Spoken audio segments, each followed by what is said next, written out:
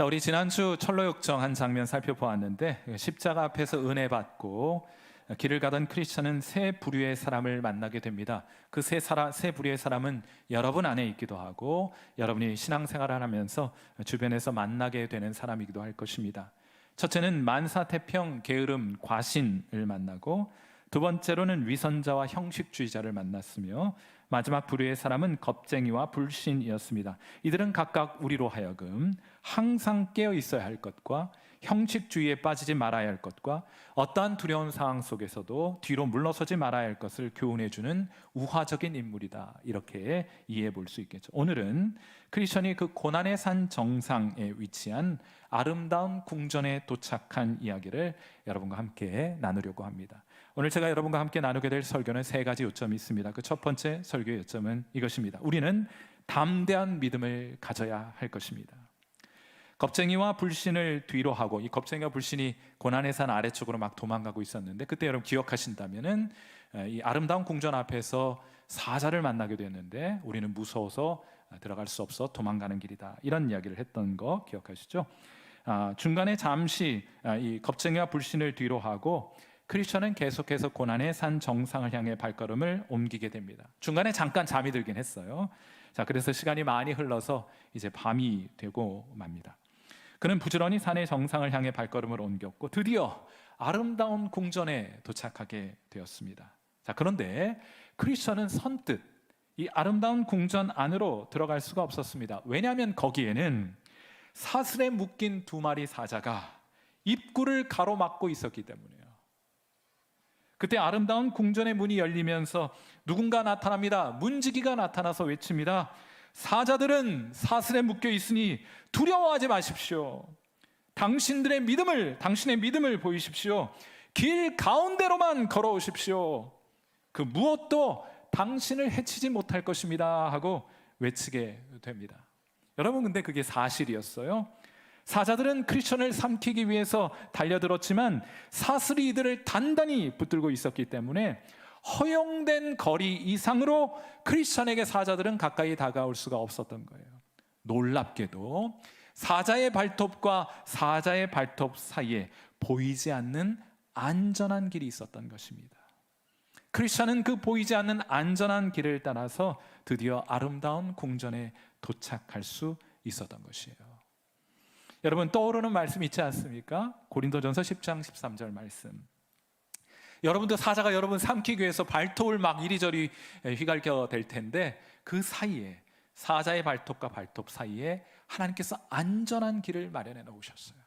우리는 보통 시험하면, 또 하나님이 피할 길을 내신다고 하면 그 시험과는 무관한 쪽에 길이 날 것이라 이렇게 생각하지만은, 하나님 그 시험 한복판에 사자의 발톱이 닿지 않는 안전한 길을 마련하셔서 저와 여러분을 하여금 그 길 걷게 하시는 하나님이십니다.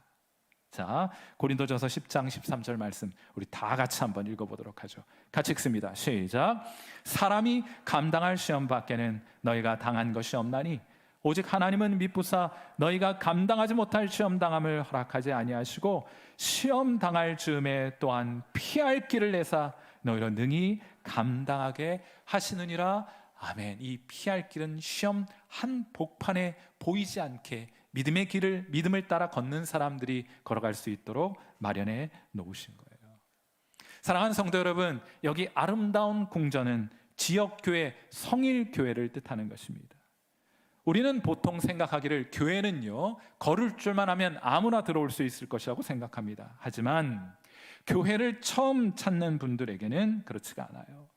사자가 날카로운 발톱을 뻗어서 그들을 위협하고 있기 때문입니다.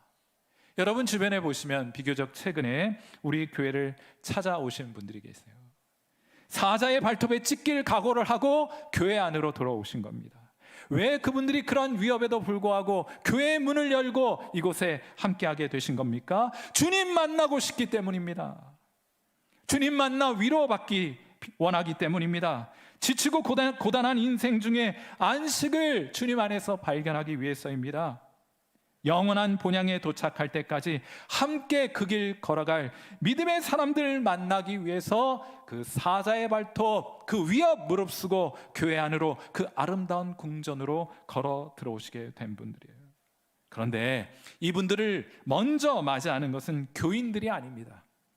이분들을 먼저 만나게 되는 것은 이들의 믿음을 좌절시키기 위해 달려드는 두 마리 사자를 만나게 되는 거예요. 교회 앞에 말이죠. 오늘 여러분 들어오실 때 성일교회 앞에 사자 두 마리 있는 거 못 보셨습니까? 이 두 마리 사자는 상징적이라고 생각해요. 한 마리의 사자는 물리적인 위협, 물리적인 박해라는 사자일 것입니다. 여러분 믿기지는 않겠지만은 로마 제국의 통치 시절보다 오늘날 순교당하는 사람들의 숫자가 훨씬 많다는 사실을 알고 계세요? 초대교회 우리 순교한 사람들을 생각하면 십자가의 처형이라든지 십자가에 불 붙이거나 사자의 밥이 되거나 이런 것들을 통해서 많은 예수 믿는 사람들이 순교를 당했는데 오늘날 21세기 순교당하는 사람이 그때보다 훨씬 더 많아요. 2000년 통계에 따르면 2000년 한 해에만 해도 16만 5천 명이 예수 믿는다는 이유로 순교를 당하는 시대를 저와 여러분이 살아가고 있는 것입니다.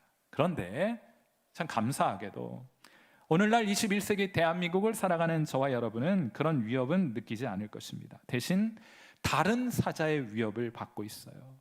저는 그것을 관계의 위협이라고 부르고 싶습니다. 관계에서 느끼는 어려움의 사자라고 부르고 싶어요.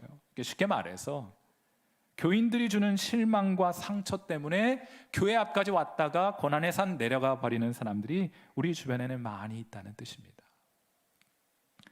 우리는 보통 사람들을 고슴도치에 비유하곤 하죠. 다가서면 서로의 연약함이 가시가 되어서 서로를 찌르게 됩니다. 여러분 생각해 보세요. 교회에 가면 환영받고 사랑받고 용납받을 줄 알았는데 오히려 상처받고 사람 때문에 실망하여 교회를 떠나는 사람들이 우리 주변에는 얼마나 많습니까? 여러분도 그러한 사람 가운데 한 사람 아니었습니까? 여러분 주변에도 그런 분들 만나게 되지 않겠습니까? 얼마나 많은 사람들이 교회 입구에서 이 두 번째 사자의 발톱에 찢겨 상처를 입고 교회를 등지고 떠나가게 되는지. 제가 얼마 전 디스커버리 채널에서 참 흥미로운 장면을 하나 보게 되었습니다. 낙타가 선인장을 먹는 장면이었어요. 여러분 이 선인장 사진 보시죠? 이 선인장 가시 이 보통 그냥 가시가 아닙니다. 무슨 굵은 대바늘을 그렇게 많이 밟아놨는지 그 대바늘 가득한 선인장을 낙타가요 불평 한마디 없이 우걱우걱 맛있게 씹어 먹었어요. 어찌나 맛있게 보이든지 저도 용기를 내서 한번 씹어볼까까지 생각을 해보았습니다만 그만두었어요. 여러분 그런데 한번 생각해 보세요. 선인장을 씹어먹기가 얼마나 낙타에게도 고통스러울 것입니까? 만일 낙타에게 가시 없는 식물을 옆에 둔다고 한다면 굳이 그 가시 없는 부드러운 식물을 놔두고 이 낙타가 가시가 가득한 선인장 씹어먹겠습니까? 자, 그럼 왜 낙타는 가시 돋친 선인장을 먹어치울 수 있는 것입니까? 전 그렇게 생각해요. 선인장 바늘이 주는 고통보다 선인장 바늘이 주는 고통이 있어요. 선인장 바늘이 주는 고통보다는 살고자 하는 생존의 의지가 그에겐 더욱 강하기 때문에 가시 달린 선인장이라도 우걱우걱 씹어 먹을 수 있었던 거예요.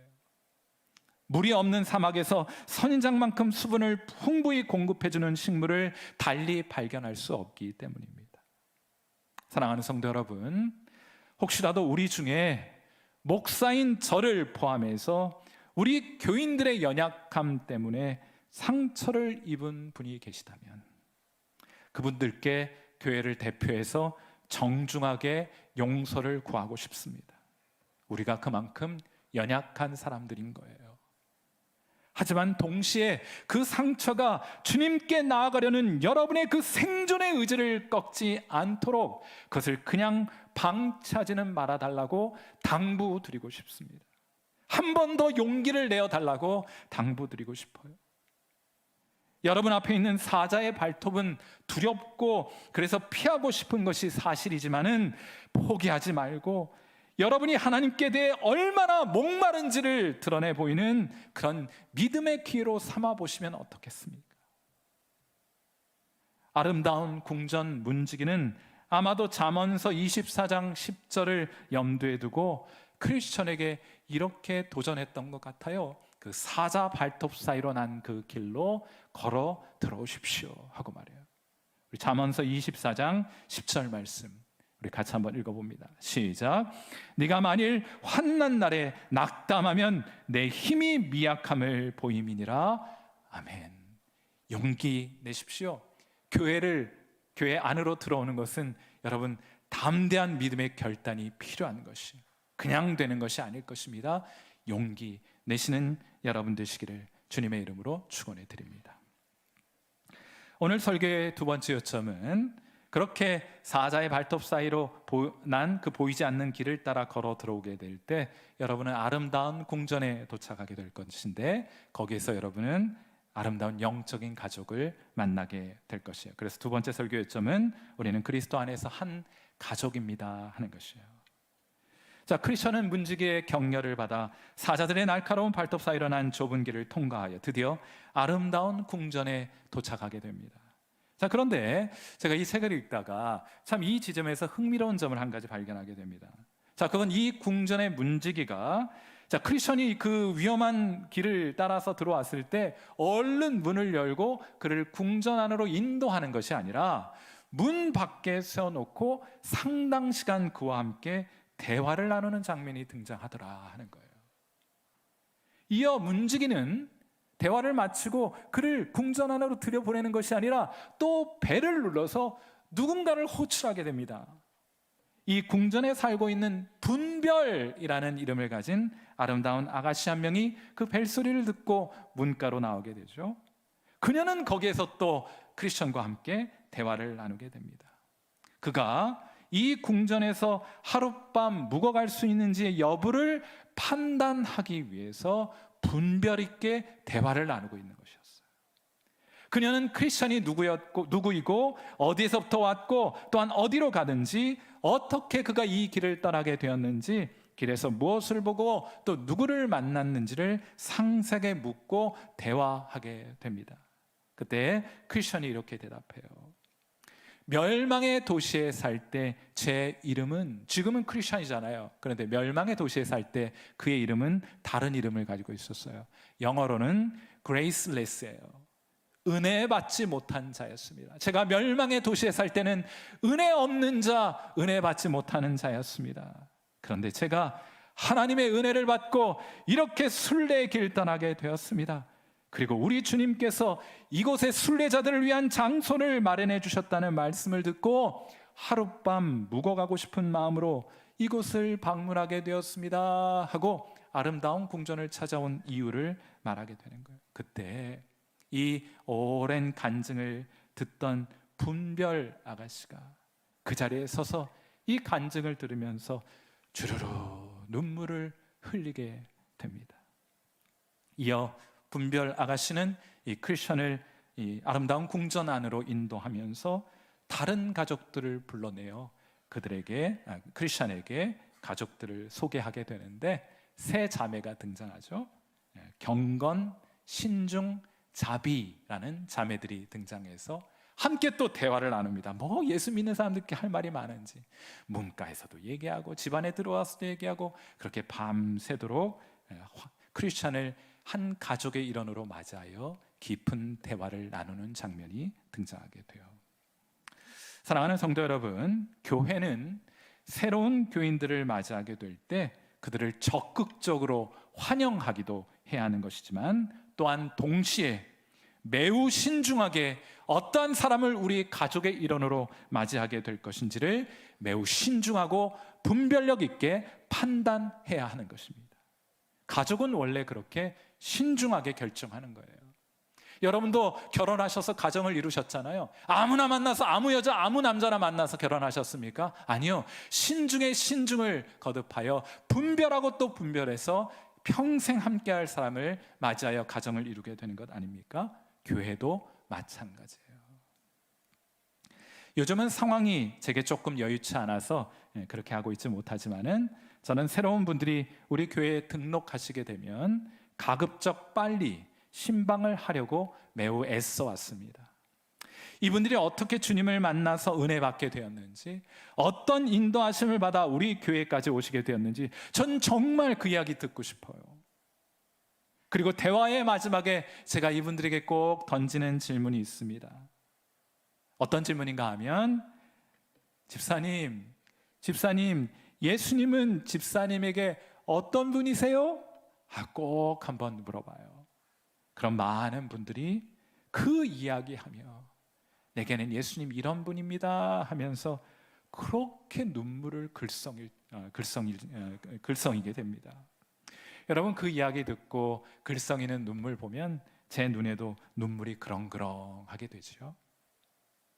저는 우리 교인들이 신앙 고백하는 이때가 제일 좋습니다. 예수님은 제게 이런 분입니다 하고 그 말하는 것이 자신의 진심임을 눈물의 도장을 찍어 표현하게 될 때, 그때보다 감격스럽고 감동적인 시간은 없는 것 같아요. 여러분, 사랑하는 성도 여러분, 우리 성일교회의 일원이 되고 영적으로 한 가족이 되는 것은 그것이면 충분합니다. 예수님 하면서 눈물 글썽일 줄 알면 그것으로 충분한 것이에요. 언젠가 한번 소개해드린 것처럼 한국 컴패션이라는 대표의 이 기관의 대표인 서정인 목사님이라는 분이 계세요. 서정인 대표가 계신데, 이분이 지금은 고인이 되신 한국 CCC 설립자 김준곤 목사님의 둘째 사위 되시는 분입니다. 그가 결혼하기 위해서 김준곤 목사님 찾아왔을 때 김준곤 목사님께서 서 목사님에게 질문 딱 한 가지 던지셨대요. 어떤 질문 던지셨는가 하면, 여보게, 당신은 예수 그리스도를 어떻게 생각하나? 하고 물으셨대요. 저도 딸이 둘입니다만 이 질문 꼭 한번 사용해 보려고 마음 단단히 먹고 있습니다. 한참 시간이 남았지만은, 자네는 예수 그리스도를 어떻게 생각하나? 이 질문 듣고 서정인 목사님 그렇게 대답했다고 해요. 예, 죽도록 사랑하지요. 제가 예수님 죽도록 사랑합니다 하고 대답하셨대요. 다른 말 하지 않고 제가 예수님 죽도록 사랑합니다. 그러자 김 목사님 눈물을 주르르 흘리시면서 그거면 됐네 하셨어요. 여러분, 이것이 어디나 똑같습니다. 아름다운 궁전에서도 그랬고, 김준곤 목사님의 집에서도 그랬고, 우리 교인들의 신방 자리에서도 마찬가지예요. 똑같아요. 예수 믿는 사람들은 어떤 사람입니까? 정의를 다양하게 알 수 있겠습니다만, 감정적으로 이 예수 믿는 사람들을 정의해 보자면, 누군가 제게 감정의 포커스를 가지고 예수 믿는 사람들을 정의해 보라고 한다면 저는 이렇게 정의해 보고 싶어요. 예수 믿는 사람들은 어떤 사람이냐? 예수님 하면 눈물 주르륵 흘릴 수 있는 사람들을 저는 예수님 믿는 사람이라고 정의해 보고 싶습니다. 나이와 성별, 학력과 재력, 사회적 신분과 직업 아무래도 괜찮습니다. 예수님 때문에, 그 은혜와 사랑 때문에 눈물 글썽일 줄 알면 그것으로 충분합니다. 성일교회 영적 가족 되기엔 그것으로 충분해요. 우리가 한 가족 되기 위해 그 고백 하나면 충분한 것입니다. 여러분에게도 그런 고백이 있으시죠? 여러분에게도 그런 눈물 있으시죠? 예수님. 사랑하는 성도 여러분, 하나님은 저와 여러분, 우리를 구원하셔서 한 가족이 되게 하셨습니다. 그래서 하나님은 우리의 아버지가 되어주셨고, 예수님께서는 우리를 형제와 자매라 부르기를 부끄러워하지 않으신다고 성경은 우리에게 말씀해 주어요. 우리 교회는 한 가족으로서 이러한 사랑의 온기를 서로 나누고 있는 교회입니까? 우리 교회는 새로운 분들을 가족으로 환영하고 있습니까? 우리는 함께 모여 주님의 은혜와 사랑을 나누며 그 때문에 함께 눈물 흘릴 수 있는 믿음의 공동체입니까? 혹시 우리 중에는 홀로 되어서 그 신앙의 열정이 점점 차갑게 식어가고 있는 분들은 계시지 않습니까? 사랑하는 성도 여러분, 홀로 하는 신앙은 성경에 알지 못하는 신앙이에요. 성경에서는 혼자 신앙한다는 말이 없어요. 함께 신앙합니다. 영적인 가족들과 함께 하나님을 아버지라 부르는 형제와 자매들과 함께 신앙생활하도록 그렇게 하나님이 구원을 디자인해 놓으셨어요. 우리 히브리서 10장 25절 말씀, 우리가 그리스도 예수 안에서 함께 형제와 자매된 자들로서 이러한 고백을 하나님 앞에 드릴 수 있겠습니까? 히브리서 10장 25절 말씀 우리 같이 한번 읽어봅니다. 시작. 모이기를 패하는 어떤 사람들의 습관과 같이 하지 말고 오직 권하여 그날이 가까움을 볼수록 더욱 그리하자. 아멘. 모이기를 자꾸 멀리하면 그게 습관이 돼요. 그런 사람들과 같이 하면 전염됩니다. 영적인 가족은 자주 모여 함께 사랑을 나누어야 하는 사람들인 줄 믿습니다. 우리 옆에 계신 우리 집사님들께 한번 인사 한번 해보죠. 집사님. 옆에 집사님이 안 계세요? 그럼 장로님 부르시면 되겠죠. 집사님, 교회에 정말 잘 오셨습니다. 환영합니다. 표정은 환영하지 않는 표정인데. 자, 오늘 설교의 마지막 요점은 이것이에요. 우리는 영적으로 무장되어야 합니다. 이 아름다운 궁전 안으로 들어온 크리스천은 분별의 동생들과 밤새도록 대화를 나누었다고 말씀을 드렸죠. 그 동생의 이름이 혹시 기억하세요? 경건, 신중, 그리고 자비를 만나서 대화를 밤새도록 나누게 됩니다. 여러분, 여기서 말하는 경건이라는 것은 그가 어떻게 하나님 만나게 되었는지, 하나님께 어떤 은혜를 받게 되었는지 그 이야기를 하면 밤새도록 이야기를 하는 거예요.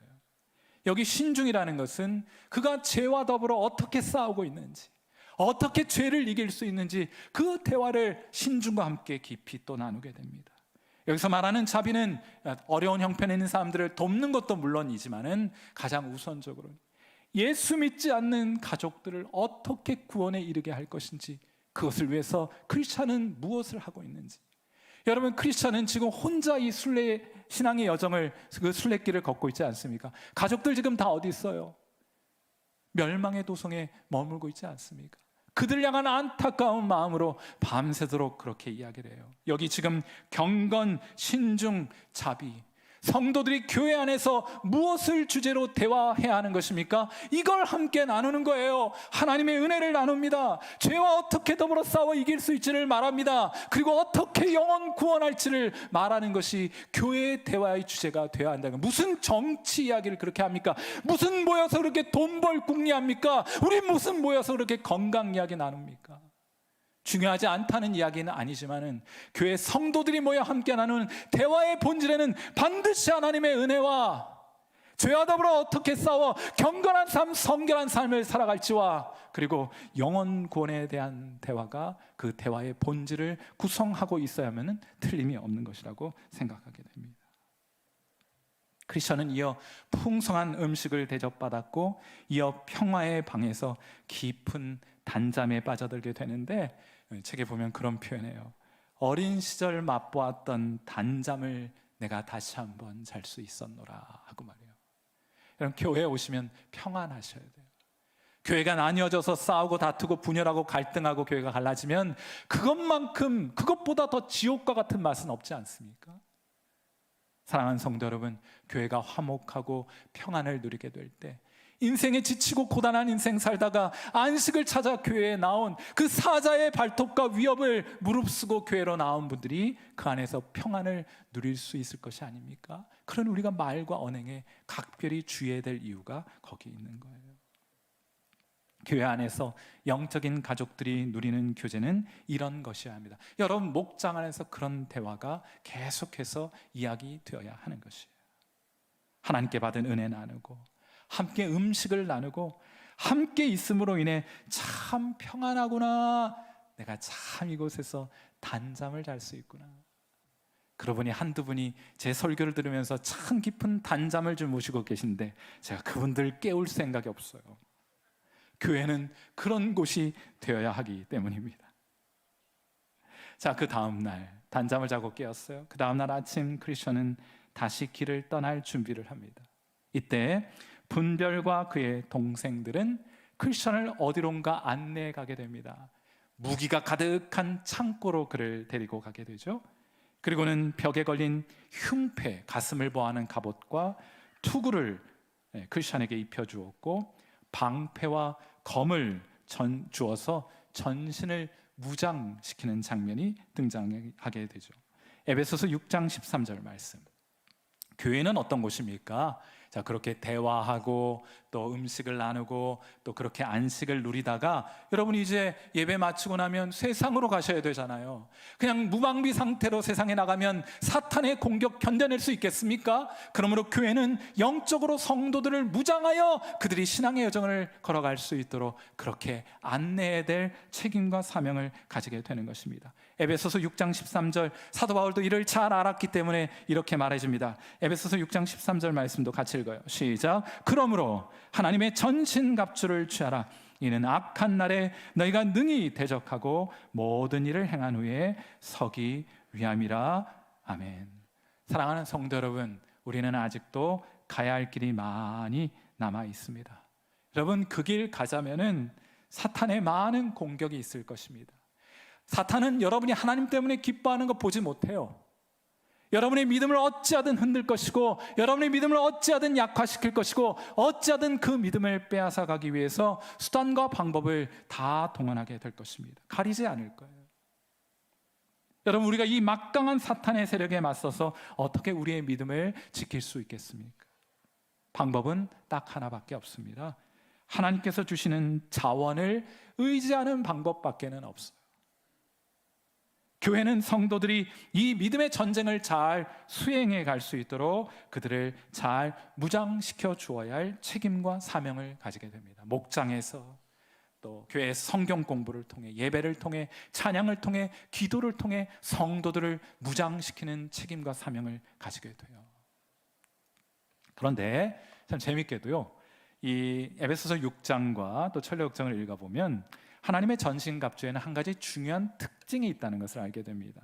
그건 뭔가 하면은, 자, 이제 진리의 허리띠도 띠고요, 가슴에 흉패도 착용을 하고, 그 다음에 신발도 신고 투구도 쓰고 방패도 들고 검도 드는데, 참 재밌게도요, 크리스천의 등을 보호해줄 장비는 존재하지 않는다는 거예요. 왜냐하면, 왜 등을 보호해줄 장비가 없는가 하면 성도는 등을 돌려 뒤로 물러갈 사람들이 아니기 때문입니다. 어떠한 상황 가운데에도 주님만 의지하고 앞으로 나아가는 사람들이기 때문에 따로 등을 보호할 장비가 필요치 않은 거예요. 그래서 마련되어 있지 않습니다. 그를 위해 이 등을 보호할 장비를 착용해 주지 않는 거예요. 여러분, 그에 동의할 수 있겠습니까? 우리는 뒤로 돌아서지 않습니다. 우리 주님 걸어가신 그 십자가의 길을 앞만 보고 걸어가는 사람들이기 때문에 우리에게는 등을 보호할 장비가 필요치 않은 거예요. 제가 이번 주에 좀 재미있는 책을 한 권 읽었는데, Jesus Freaks라는 책을 읽었어요. Freaks라는 말이 좀 거친 표현이긴 합니다만, Jesus Freaks. 현대판 크리스천 순교자들의 이야기를 가득히 담고 있는 책이에요. 다양한 사례, 전 세계 현대에 순교당한 하나님의 사람들의 이야기로 가득 채워진 책이죠. Jesus Freaks라는 책이에요. 이 책에 이런 내용이 소개가 되어 있죠. 충격적인 내용이 소개가 되어 있어요. 중국 문화혁명 당시, 제가 얼마 전 태국 단기 선교 다녀왔는데 중국 신학생들이 중국으로 들어갈 수 없으니까 저희가 태국까지 나와가지고 거기서 이제 공부를 한 거예요. 그거 마치고 본국으로 돌아갔는데 이 공안 당국이 어떻게 알았는지 그 중에 한 여학생을 체포해가지고 공안이 그를 신문하고 또 그 이후에 집으로 돌아가긴 했는데 그 이후의 소식을 아직 우리가 들을 수 없는 그런 상황이기도 합니다. 자, 그런데 중국 문화혁명 당시는 말할 것도 없죠. 당시 2명의 크리스천 소녀들이 체포가 되어서 처형 순서를 기다리고 있었습니다. 이들은 두려웠지만 믿음만큼은 포기하지 않고 죽음을 받아들이기로 결단하게 됩니다. 이때 사형을 집행하기 위해서 사형 집행인이 손에 권총을 들고 나타났어요. 그런데 이 권총을 든 사형 집행인이 누군지 아십니까? 이 소녀들에게 복음을 전했던 목사가 손에 총을 들고 이 소녀들에게 다가온 거예요.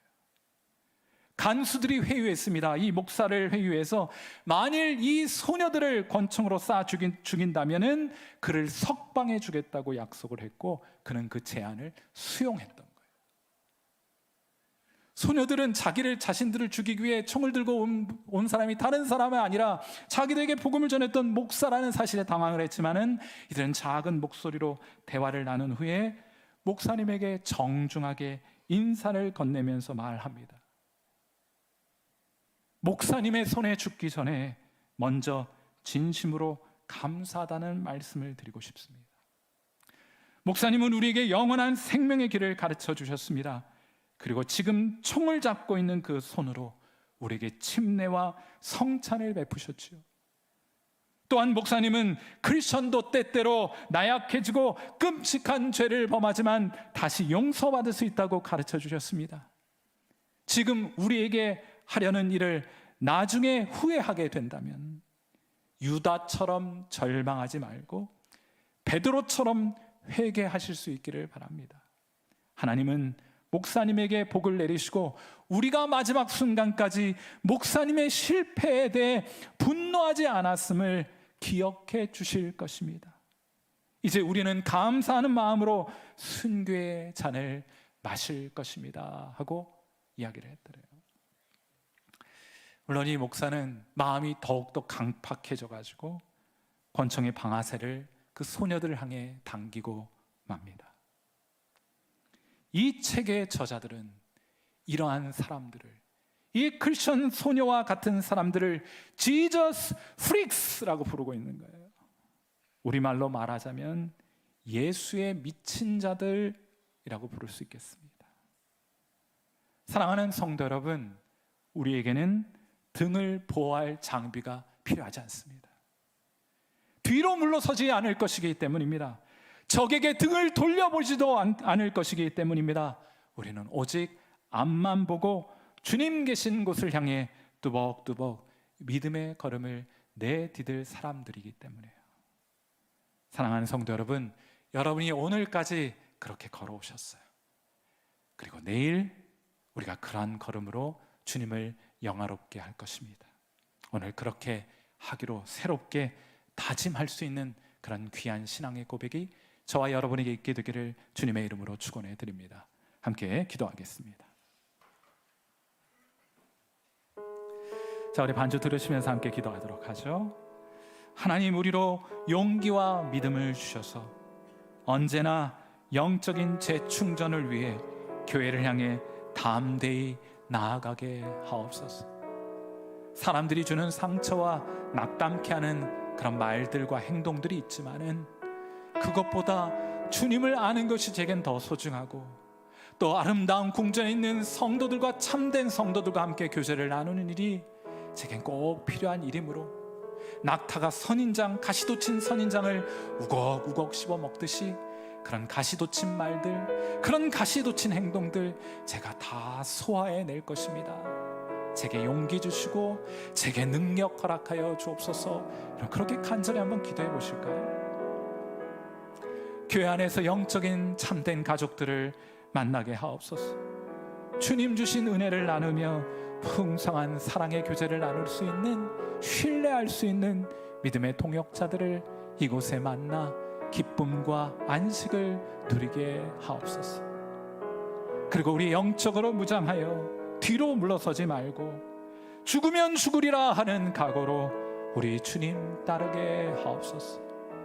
우리 힘으로는 감당할 수 없으니 하나님의 전신갑주 입혀주셔서 우리로 앞으로만 주님 계신 그곳으로만 우리 걷게 하여 주옵소서. 우리 시간 함께 통성으로 하나님 앞에 우리의 신앙을 고백하며 기도하도록 하겠습니다. 기도합니다.